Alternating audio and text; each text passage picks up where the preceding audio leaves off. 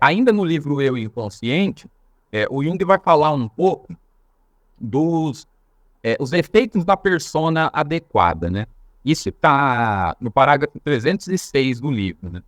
Ele fala que a construção de uma persona coletivamente adequada significa uma considerável concessão ao mundo exterior, um verdadeiro autossacrifício, que força o eu a identificar-se com a persona.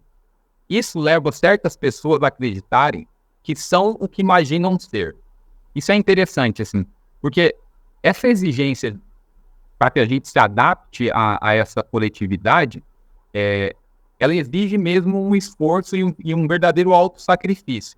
E às vezes pode levar a gente a se identificar com essa máscara, né?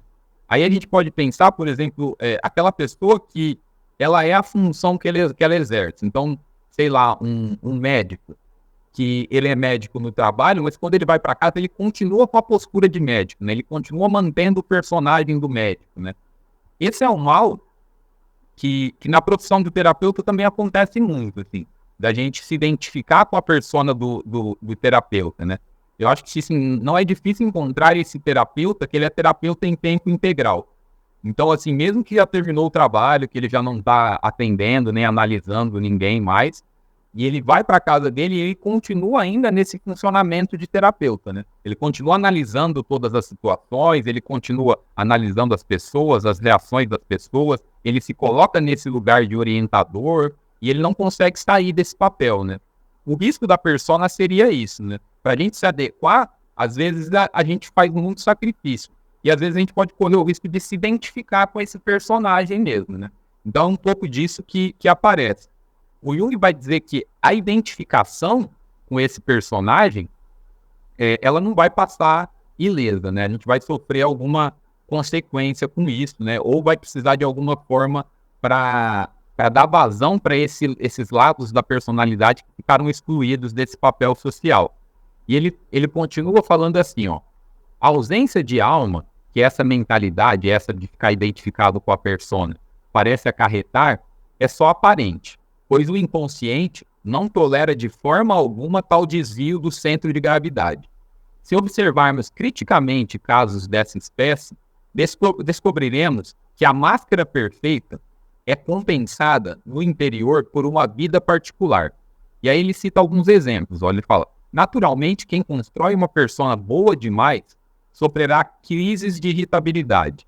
Aí ele cita o Bismarck, né, que tinha ataques de choro histérico, o Wagner, que mantinha uma correspondência sobre cinturões de seda para a bata de dormir, o Nietzsche também, que escrevia cartas a um querido lama, e o Goethe, que mantinha conversações com Eckermann.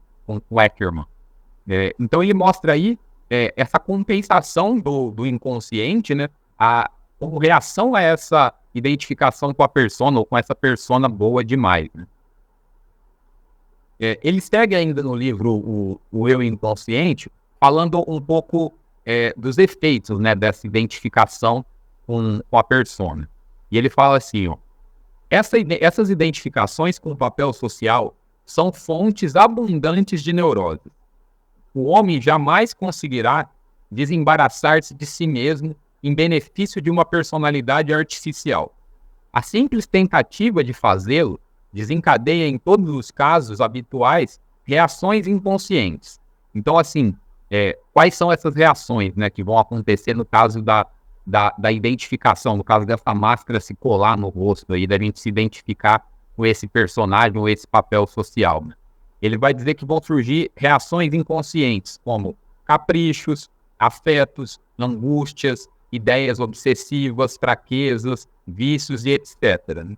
E aí ele segue dizendo, o homem forte no contexto social é frequentemente uma criança na vida particular, no tocante a seus estados de espírito.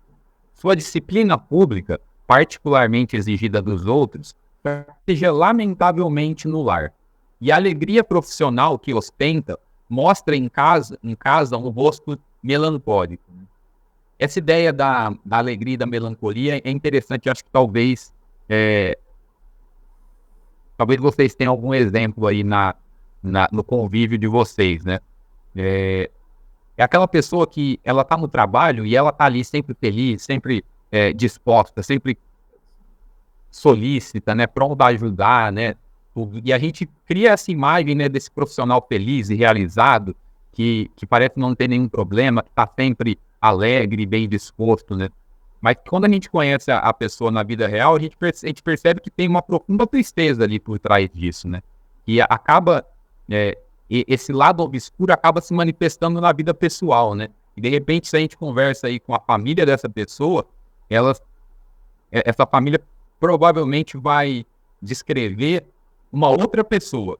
Você vai falar, cara, eu não conheço essa pessoa que você está falando, assim, porque no trabalho, né, no momento da persona ali, a pessoa tem um comportamento totalmente diferente, né?